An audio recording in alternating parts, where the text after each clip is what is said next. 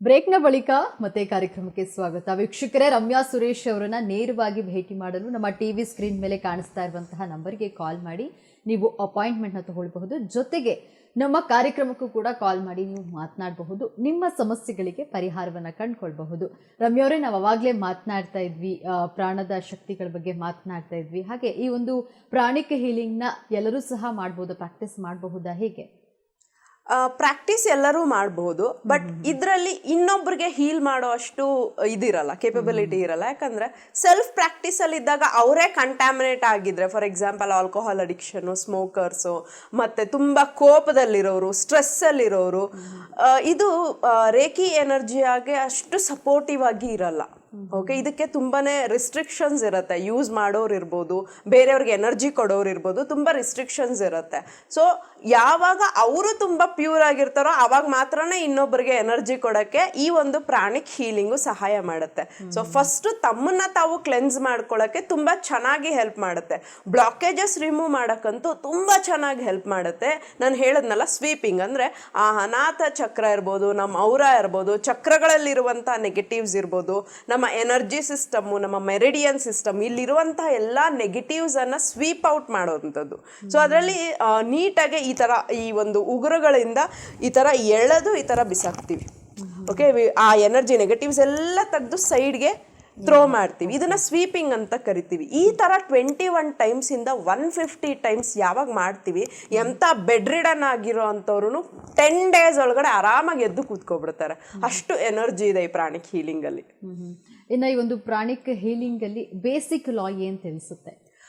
Basic ಲಾ ಅಂತ 2 ಲಾ ಬರುತ್ತೆ. ಒಂದು ಬಂದು ಬಾಡಿಗೆ ತನ್ನನ್ನೇ ತಾನು ಹೀಲ್ ಮಾಡ್ಕೊಳ್ಳೋ ಅಷ್ಟು ಶಕ್ತಿ ಇದೆ, ಸ್ವಲ್ಪ ಸಪೋರ್ಟ್ ಸಿಸ್ಟಮ್ ಬೇಕು. ಫಾರ್ ಎಕ್ಸಾಂಪಲ್, ಈಗ ನಮ್ಗೆ ಏನಾದರೂ ಕಟ್ ಆಯ್ತು ಅನ್ಕೊಳ್ಳಿ, ಈಗ ನಾವು ಅಡುಗೆ ಮನೇಲಿ ಕೆಲಸ ಮಾಡಬೇಕಾದ್ರೆ, ಎಲ್ಲಾದ್ರೂ ಹೊರಗಡೆ ಕೆಲಸ ಮಾಡಬೇಕಾದ್ರೆ ಕಟ್ ಆದಾಗ ನಾವು ಒಂದಿನ ಆಯಿಂಟ್ಮೆಂಟ್ ಹಚ್ತೀವಿ, 2 ದಿನ ಆಯಿಂಟ್ಮೆಂಟ್ ಹಚ್ತೀವಿ, ಬಟ್ 3ನೇ ದಿನ ಅದೇ ಗುಣ ಆಗ್ತಾ ಇರುತ್ತೆ. ಅಂದ್ರೆ ಆ ಸೆಲ್ಸ್ ತನ್ನನ್ನ ತಾನು ರಿಕವರ್ ಮಾಡ್ಕೋತಾ ಇರುತ್ತೆ.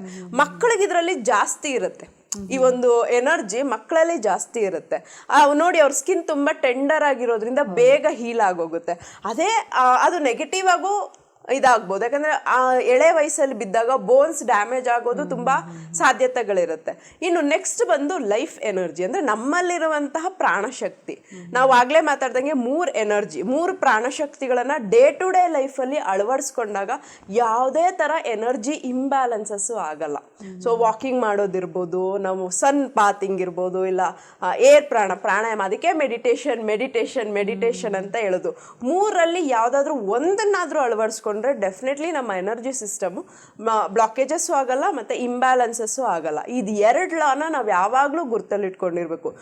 ಸಣ್ಣದಕ್ಕೂ ಪ್ಯಾನಿಕ್ ಆಗೋದು, ಸಣ್ಣ ವಿಷಯಕ್ಕೂ ಓವರ್ ಥಿಂಕಿಂಗ್ ಮಾಡೋದು, ಓವರ್ ರಿಯಾಕ್ಟ್ ಮಾಡೋದು, ಇದನ್ನ ಸ್ಟಾಪ್ ಮಾಡಿ ನಮ್ಮಲ್ಲಿರುವಂಥ ಎನರ್ಜಿನ ಯೂಸ್ ಮಾಡಿಕೊಂಡು, ನಮ್ಮಲ್ಲಿರುವಂಥ ಪ್ರಾಣಶಕ್ತಿನ ಯೂಸ್ ಮಾಡಿಕೊಂಡು ಹೀಲಿಂಗ್ ಅನ್ನ ಮಾಡ್ಕೋಬಹುದು. ಇನ್ನು ರಮ್ಯವರೇ, ನಿಮ್ಮ ಒಂದು ನೆಕ್ಸ್ಟ್ ವರ್ಕ್ಶಾಪ್ ಯಾವಾಗ, ಅದ್ರ ಬಗ್ಗೆ ನಮ್ಮ ವೀಕ್ಷಕರಿಗೆ ಸ್ವಲ್ಪ ಮಾಹಿತಿ ತಿಳಿಸ್ಕೊಡಿ.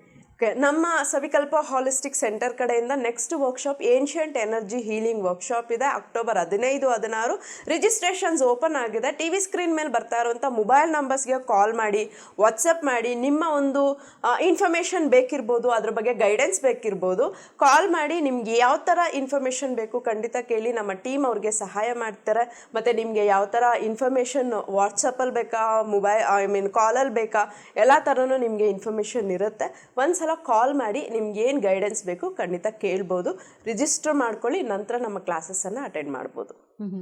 ಇನ್ನು ರಮ್ಯವರೇ, ನಿಮ್ಮ ಒಂದು ಹಾಲಿಸ್ಟಿಕ್ ಸೆಂಟರ್ನಲ್ಲಿ ನಮ್ಮ ವೀಕ್ಷಕರಿಗೆ ಅಥವಾ ಬರುವಂಥವರಿಗೆ ನೀವು ಪ್ರಾಣಿಕ್ ಹೀಲಿಂಗ್ ಬಗ್ಗೆ ಪ್ರಾಕ್ಟೀಸ್ ಕೊಡ್ತೀರಾ, ಹೇಗೆ, ಅದ್ರ ಬಗ್ಗೆ ಒಂದಷ್ಟು ಮಾಹಿತಿ. ಪ್ರಾಣಿಕ್ ಹೀಲಿಂಗ್ ಅಲ್ಲಿ ನಾವು ಬೇಸಿಕ್ ಪ್ರಾಕ್ಟೀಸಸ್ ಅನ್ನ ನಮ್ಮ ಏನ್ಷಿಯಂಟ್ ಎನರ್ಜಿ ಹೀಲಿಂಗ್ ವರ್ಕ್ಶಾಪ್ಸ್ ಅಲ್ಲೇ ಮಾಡ್ಕೊಡ್ತೀವಿ. ಅದ್ರ ಅವರ ಕ್ಲೀನಿಂಗು, ಚಕ್ರ ಕ್ಲೆನ್ಸಿಂಗು, ಇದೆಲ್ಲಾನು ಅದರಲ್ಲೇ ಬರೋವಂಥದ್ದು. ಮತ್ತೆ ನಮ್ಮ ಸರ್ವಿಸ್ ಸೆಂಟರ್ ಅಲ್ಲಿ ಇದ್ರ ಬಗ್ಗೆ ಇದಕ್ಕೆ ಹೀಲಿಂಗ್ಸ್ ಅನ್ನ ಕೊಡ್ತೀವಿ ಖಂಡಿತವಾಗ್ಲು. ಕ್ಲೆನ್ಸಿಂಗ್ ಅಂದ್ರೆ ಚಕ್ರಗಳಲ್ಲಿ ಬ್ಲಾಕೇಜಸ್ ಇದ್ದಾಗ, ಔರಾದಲ್ಲಿ ಬ್ಲಾಕೇಜಸ್ ಇದ್ದಾಗ ಅದನ್ನ ಕ್ಲೆನ್ಸ್ ಮಾಡಿ ಅವರ ಇಂಬ್ಯಾಲೆನ್ಸ್ ಆಗಿರುವಂತ ಎನರ್ಜಿನ ಬ್ಯಾಲೆನ್ಸ್ ಮಾಡಿ ಅವರಿಗೆ ಹೀಲಿಂಗ್ ಅನ್ನ ಕೊಡ್ತೀವಿ. ಈ ಒಂದು ಚಕ್ರಗಳ ಬಗ್ಗೆ ನಾವು ಮಾತಾಡ್ತಾ ಇರ್ಬೇಕಾದ್ರೆ ಇಲ್ಲಿವರೆಗೂ ನಾವು ಬರೀ 7 ಚಕ್ರದ ಬಗ್ಗೆ ಮಾತ್ರ ಮಾತಾಡಿದೀವಿ. ಬಟ್ ಪ್ರಾಣಿಕ್ ಹೀಲಿಂಗ್ ಅಲ್ಲಿ 11 ಚಕ್ರ ಬರುತ್ತೆ. ಅದರಲ್ಲಿ ಮೇನ್ ಆಗಿ ಮೇನ್ ಚಕ್ರ ಅಂತ ಬರುತ್ತೆ. ಅದು ನಮ್ಮ ಬೆನ್ನಲ್ಲಿ ಇರುತ್ತೆ, ಹೊಕ್ಕಳಿಂದ ಹಿಂಭಾಗದ ಇದರಲ್ಲಿ. ಅದು ಕಂಪ್ಲೀಟ್ ಕಂಪ್ಲೀಟ್ ಎನರ್ಜಿ ಸಿಸ್ಟಮ್ ಅನ್ನ ಸ್ಟೋರ್ ಮಾಡುವಂಥದ್ದು. ಯಾರು ತುಂಬಾ ಸುಸ್ತಾಗಿದಾರೋ ಅವ್ರಿಗೆ ಆ ಚಕ್ರಕ್ಕೆ ಎನರ್ಜಿ ಕೊಟ್ಟಾಗ ಬೂಸ್ಟಪ್ ಆಗ್ತಾರೆ. ಸೊ ತುಂಬಾ ಎಮೋಷನ್ಸ್ ನೆಗೆಟಿವ್ಸ್ ಇದೆ ಅಂದಾಗ, ತುಂಬಾ ಹುಷಾರಿಲ್ಲ ಅಂದಾಗ ಅದೇ ಒಂದು ಮಿಂಗ್ಮೈನ್ ಚಕ್ರನ ಕ್ಲೆನ್ಸ್ ಮಾಡಿ ಹೀಲ್ ಮಾಡ್ತೀವಿ. ಈ ತರ ಅದರದೇ ಆದಂತಹ ಪರ್ಟಿಕ್ಯುಲರ್ ಚಕ್ರಗಳು ಸಹ ಪ್ರಾಣಿಕ್ ಹೀಲಿಂಗ್ ಅಲ್ಲಿ ಇದೆ. ಇನ್ನು ನೀವು ಹೇಳ್ತಾ ಇದ್ರಿ ಆ ಚಕ್ರನ ನಾವು ಎನರ್ಜಿ ಇದು ಮಾಡ್ಕೊಳ್ಬಹುದು ಅಂತ, ಅದು ಹೇಗೆ ಮಾಡೋದು? ನಾವು ಪ್ರಾಣಿಕ್ ಹೀಲಿಂಗ್ ಯಾವ ರೀತಿ ಮಾಡಬಹುದು ಅದ್ರ ಬಗ್ಗೆ? ಫಸ್ಟ್ ಕ್ಲೆನ್ಸಿಂಗ್ ಅನ್ನ ಮಾಡ್ಬೇಕಾಗುತ್ತೆ. ಅಂದ್ರೆ ಯಾವುದೇ ಒಂದು, ಈಗ ನಾವು ಒಂದು ಪಾತ್ರೆಗೆ ನೀರು ತುಂಬ್ತೀವಿ ಅಂದ್ರೆ ಹಳೆ ನೀರನ್ನ ತೆಗೆದು ಹೊಸ ನೀರನ್ನ ತುಂಬ್ತೀವಿ. ಸೇಮ್ ವೇ ಯಾವುದೇ ಒಂದು ಹೀಲಿಂಗ್ ಅನ್ನ ಮಾಡ್ತಾ ಇದ್ರು ಅಲ್ಲಿರುವಂತ ನೆಗೆಟಿವ್ಸ್ ಅನ್ನ ಫಸ್ಟ್ ತೆಗಿಬೇಕಾಗುತ್ತೆ. ಒಂದು ಬೌಲ್ ಅಲ್ಲಿ ಸಾಲ್ಟ್ ಇಟ್ಟು ಅದಕ್ಕೆ ನೀರ್ ಹಾಕ್ಬಿಟ್ಟು ಅದಕ್ಕೆ, ಈಗ ಫಾರ್ ಎಕ್ಸಾಂಪಲ್ ನಿಮ್ದೆಲ್ಲಾದ್ರೂ ಪೇಯ್ನ್ ಇದ್ರೆ, ಒಂದು ಹ್ಯಾಂಡ್ ಪೇಯ್ನ್ ಇದೆ ಅಂತ ಅನ್ಕೊಳ್ಳಿ, ಅಲ್ಲಿಂದ ಈ ತರ ಹಿಂಗ್ ತೆಗ್ದು ಆ ಬೌಲ್ಗೆ ಹಾಕುವಂಥದ್ದು. ಈ ತರ ಸ್ವೀಪ್ ಮಾಡಿದಾಗ ಅಲ್ಲಿ ಪೇಯ್ನ್ ಏನಿದೆ, ನೆಗೆಟಿವ್ಸ್ ಏನಿದೆ ಅದೆಲ್ಲ ಕೈಗೆ ಬರುತ್ತೆ, ಅಂಟಾಗುತ್ತೆ, ತೇವ ಅನ್ಸುತ್ತೆ. ಅಂದ್ರೆ ಇದೆಲ್ಲ ಪ್ರಾಕ್ಟೀಸ್ ಆಗ್ಬೇಕು, ಸಡನ್ ಆಗಿ ಆಗುವಂಥದ್ದು. ಮತ್ತೆ ಇದಕ್ಕೂ ದೀಕ್ಷೆ ಇರುತ್ತೆ, ಪ್ರಾಣಿಕ್ ಹೀಲಿಂಗು ಸಹ ದೀಕ್ಷೆ ಇರುತ್ತೆ. ಈ ತರ 25 to 150 ಟೈಮ್ಸ್ ಮಾಡ್ತೀವಿ. ಅದಾದ ನಂತರ ಆ ಜಾಗಕ್ಕೆ ಎನರ್ಜಿನ ಕೊಡ್ತೀವಿ. ಈ ತರ ಸೊ ಅಲ್ಲಿ ಪ್ರಾಬ್ಲಮ್ಸ್ ಅಂತ ನಾವು ಆ ಒಂದು ಚಕ್ರಗಳು, ಏನೇ ಚಕ್ರ, ಯಾವುದೇ ಚಕ್ರಗಳಿರ್ಬೋದು, ಅನಾಹತ ಚಕ್ರದ ಬಗ್ಗೆ ಹೇಳಿದ್ವಿ. ಸೇಮ್ ವೇ ನಮ್ಮ ಒಂದು ಮಿನ್ಮೈನ್ ಚಕ್ರ, ಈ ತರ ಒಂದೊಂದು ಚಕ್ರಗಳಲ್ಲಿ ಅಂದ್ರೆ ಯಾವ್ದ್ರಿಂದ ಪ್ರಾಬ್ಲಮ್ ಬಂದಿದೆ. ಹೆಲ್ತ್ ಅಲ್ಲಿದ್ರೆ ಮಣಿಪುರಕ ಚಕ್ರಕ್ಕೆ ಮಾಡ್ತೀವಿ. ಅಬಂಡೆನ್ಸ್ ಪ್ರಾಬ್ಲಮ್ಸ್ ಇದ್ರೆ, ಆರ್ಥಿಕವಾಗಿ ಪ್ರಾಬ್ಲಮ್ ಇದ್ರೆ ಮೂಲಾಧಾರ ಚಕ್ರಕ್ಕೆ ಮಾಡ್ತೀವಿ. ಕಾನ್ಷಿಯಸ್ನೆಸ್ ಇಲ್ಲ, ಫೋಕಸ್ ಇಲ್ಲ ಅಂದಾಗ ಅನಾಹತ ಚಕ್ರಕ್ಕೆ ಮಾಡ್ತೀವಿ. ಈ ತರ ಅದೇ ಚಕ್ರದಲ್ಲಿರುವಂಥ ಬ್ಲಾಕೇಜಸ್ ಅನ್ನ ತೆಗೆದು ನಂತರ ಎನರ್ಜಿ ಹೀಲಿಂಗ್ ಇಂದ ಅದನ್ನ ಮತ್ತೆ ಎನರ್ಜೈಸ್ ಮಾಡ್ತೀವಿ. ಇನ್ನು ಪ್ರಾಣಿಕ್ ಹೀಲಿಂಗ್ ಇಂದ ನಮ್ಮಲ್ಲಿರುವಂತಹ ಯಾವ ಒಂದು ಈಗ ಪ್ರಾಬ್ಲಮ್ ಆಗಿರ್ಬೋದು ಅಥವಾ ಆರೋಗ್ಯ ಸಮಸ್ಯೆ ಆಗಿರ್ಬೋದು, ಅದನ್ನೇ ಹೇಗೆ ಗುಣಪಡಿಸ್ತೀರಾ? ಯಾವ ರೀತಿ? ಪ್ರಾಣಿಕ್ ಹೀಲಿಂಗ್ ಇಂದ ಫಸ್ಟ್ ಕ್ಲೆನ್ಸ್ ಮಾಡಿದ ನಂತರ ಅವ್ರಿಗೆ ನಾವು ಡಿಸ್ಟೆನ್ಸ್ ಹೀಲಿಂಗ್ ಅನ್ನು ಸಹ ಕೊಡ್ತೀವಿ, ಟಚ್ ಹೀಲಿಂಗ್ ಅನ್ನು ಸಹ ಕೊಡ್ತೀವಿ. 21 days ಸೈಕಲ್ ಇರುತ್ತೆ. ನಾವು 3 to 4 days ಅವ್ರನ್ನ ಹೀಲ್ ಮಾಡ್ತಿದ್ದಾಗಲೇ ಗೊತ್ತಾಗೋಗುತ್ತೆ ಇವ್ರಿಗೆ ಬರೀ 1 ಸೈಕಲ್ ಸಾಕಾ, ಇಲ್ಲ 2 cycles 3 cycles ಬೇಕಾ ಅಂತ ಹೇಳಿ. ಯಾಕಂದ್ರೆ ಆ ಪ್ರಾಬ್ಲಮ್ ಇಂಟೆನ್ಸಿಟಿನೂ ಅದೇ ತರ ಇರುತ್ತೆ. ಸೊ ಆ ಇಂಟೆನ್ಸಿಟಿ ಮೇಲೆ ನಾವು ಅವ್ರಿಗೆ ಅಪ್ಡೇಟ್ ಮಾಡ್ತೀವಿ. 5 to 6 days ಆದ್ಮೇಲೆ ಅವ್ರಿಗೆ ಹೇಳ್ತೀವಿ ನಿಮಗೆ 2 cycles ಇಲ್ಲ 3 cycles ಇಲ್ಲ 1 cycle ಅಲ್ಲೇ ಸಾಕು. ತುಂಬಾ ಜನಕ್ಕೆ ಬರೀ 11 ದಿನದಲ್ಲೇ ಸರೋಗ್ಬಿಡುತ್ತೆ. ಮತ್ತೆ ಮಕ್ಕಳಿಗೂ ಅಷ್ಟೇನೆ, ಮಕ್ಕಳಲ್ಲಿ ತುಂಬಾ ಚೆನ್ನಾಗಿ ವರ್ಕ್ ಆಗುತ್ತೆ. ಯಾಕಂದ್ರೆ ಅವ್ರದ್ದು ಇನ್ನೂ ಅವರ ಎಲ್ಲ ತುಂಬಾ ಸಾಫ್ಟ್ ಇರುತ್ತೆ, ಬೇಗ ಕ್ಲೆನ್ಸ್ ಆಗುತ್ತೆ, ರಿಸೆಪ್ಟಿವ್ನೆಸ್ ಜಾಸ್ತಿ ಇರುತ್ತೆ. ತುಂಬಾ ಜನಕ್ಕೆ ರಿಸೆಪ್ಟಿವ್ನೆಸ್ ಕಡಿಮೆ ಇದ್ದಾಗ ಏನಾಗುತ್ತೆ, ಸ್ವಲ್ಪ ಜಾಸ್ತಿ ತಗೊಳುತ್ತೆ ಟೈಮು. ಇವ್ರು ಏನ್ ಮಾಡ್ತಾವ್ರಪ್ಪ, ಹೆಂಗ್ ಮಾಡ್ತಾವ್ರು, ಇದು ಏನ್ ವರ್ಕ್ ಆಗ್ತಾ ಇದೆ ಅಂತ ಹೇಳಿ ರಿಸೆಪ್ಟಿವ್ನೆಸ್ ಇರಲ್ಲ. ಅಂದ್ರೆ ಎಕ್ಸೆಪ್ಟೆನ್ಸ್ ಇರಲ್ಲ ಮಾಡ್ತಾ ಇರೋಂಥ ಹೀಲಿಂಗ್ ಅಲ್ಲಿ. ಎಕ್ಸೆಪ್ಟೆನ್ಸ್ ಇದ್ದಾಗ ನೀವು ಆನ್ ದ ಸ್ಪಾಟ್ ರಿಸಲ್ಟ್ ನೋಡ್ಬೋದು. ಸೊ ಮೇಯ್ನ್ ಆಗಿ ನಾವು ಅವ್ರಿಗೆ ಹೇಳೋದೆ, ನೀವು ಎಕ್ಸೆಪ್ಟೆನ್ಸ್ ಇಟ್ಕೊಳ್ಳಿ, ರಿಸೆಪ್ಟಿವ್ನೆಸ್ ಇಟ್ಕೊಳ್ಳಿ. ನಾವು ಮಾತಾಡೋಂಥ ಮಾತುಗಳನ್ನ ಅರ್ಗಿಸ್ಕೋಬೇಕು ಫಸ್ಟ್ ಅವರು.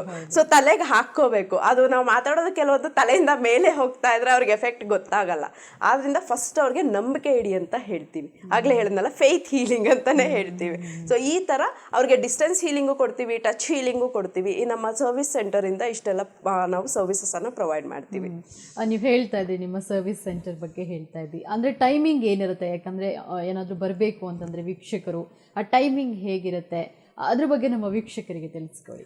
ನಮ್ಮದು service centre morning 11:30 to evening 4:30 appointment schedule ಇರುತ್ತೆ. ಅಂದರೆ ಕೌನ್ಸ್ಲಿಂಗ್ಗೆ ಬೇರೆ ಟೈಮಿಂಗ್ಸ್ ಕೊಡ್ತೀವಿ, ಥೆರಪೀಸ್ಗೆ ಬೇರೆ ಟೈಮಿಂಗ್ಸ್ ಕೊಡ್ತೀವಿ. ಅಂದರೆ ಫಸ್ಟ್ ಕೌನ್ಸ್ಲಿಂಗ್ಗೆ ಬರಬೇಕಾಗತ್ತೆ.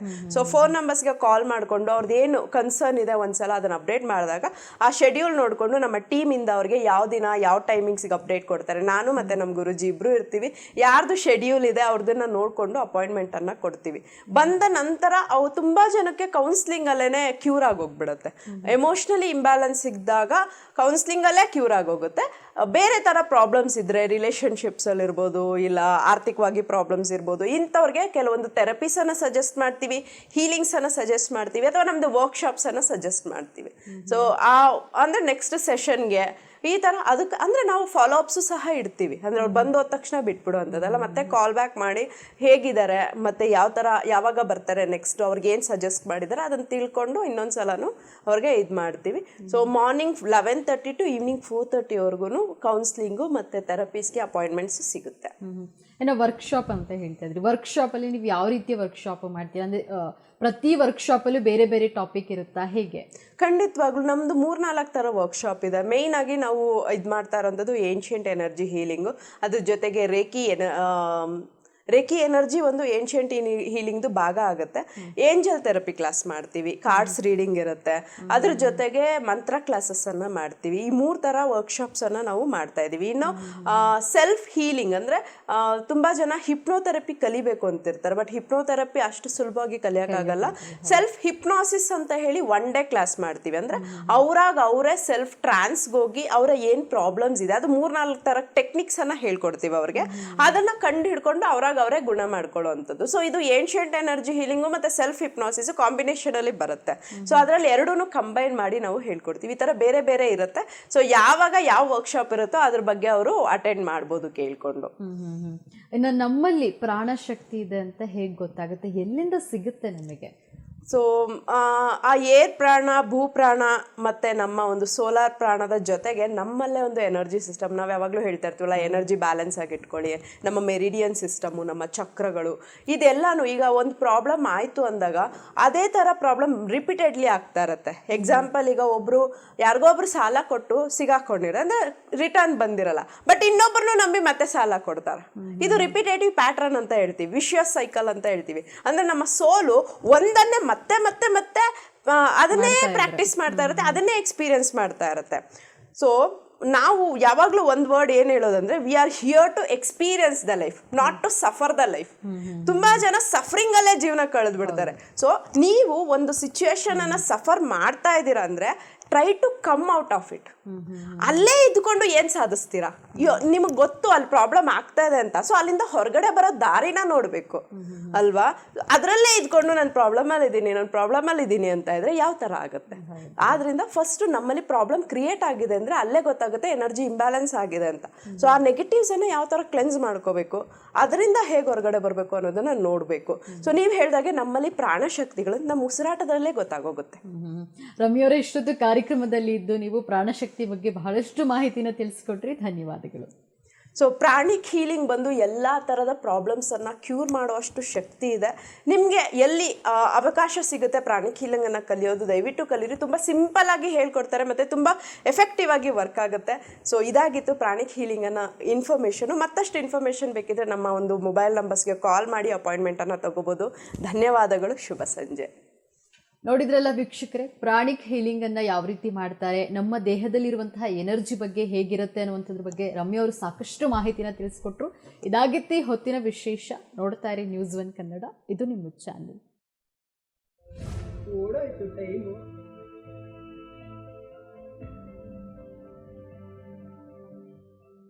ಪದೇ ಪದೇ ಉಸಿರಾಟದ ತೊಂದರೆ, ಶ್ವಾಸಕೋಶ ಅಥವಾ ಲಂಗ್ಸ್ನ ಸಮಸ್ಯೆಗಳ ಪರಿಹಾರಕ್ಕಾಗಿ ಎಲ್ಲಾ ಕೋವಿಡ್ ಸುರಕ್ಷತಾ ಮೆಷರ್ಸ್ನೊಂದಿಗೆ ಕ್ಲಿಯಮೆಡಿ ರೇಡಿಯಂಟ್ ಮಲ್ಟಿ ಸ್ಪೆಷಾಲಿಟಿ ಹಾಸ್ಪಿಟಲ್